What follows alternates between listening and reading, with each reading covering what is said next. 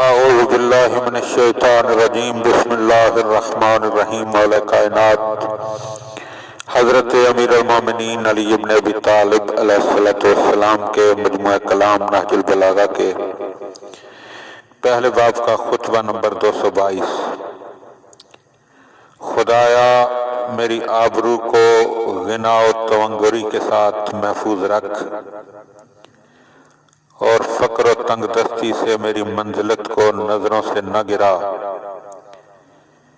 کہ تجھ سے رزق مانگنے والوں سے رزق مانگنے لگوں،